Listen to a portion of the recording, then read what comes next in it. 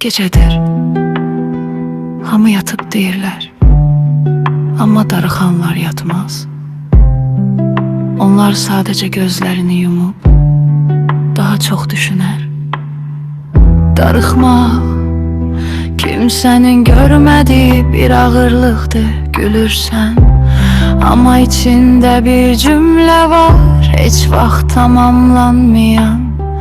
Mən güclüyəm deyirlər, bəli, çünki başqa seçim qoymayıblar. Çünki ağlamaq da bəzən lüksdür, çünki hər kəsin yükünü sən daşıyırsan. Səssiz qalmağı öyrəndim, çox danışanda heç kim dinləmir axı. Ona görə sözlərimi yığıb gecələrə etibar etdim. Bilirsən nə pisdir darıxdığını izah edə bilməmək. Səbəbi yoxdur, sadəcə çatışmayan bir his var. Bir səs, bir toxunuş, bir buradayam cümləsi. Amma yenə də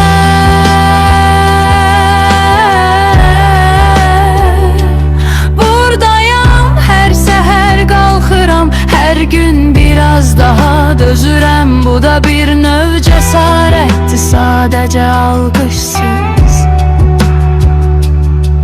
Əgər bu səsi dinləyirsənsə, bilsən, heç deyilsən. Bu hiss sənin düşmənin deyil, sənin dərinliyindir. Və bir gün bu darıxmaq ağrı olmaqdan çıxacaq. Səs olacaq, mahnı olacaq, səni anlayanların dilində yaşayacaq. Bu spoken word bitir, amma hiss yox. Çünki darıxanlar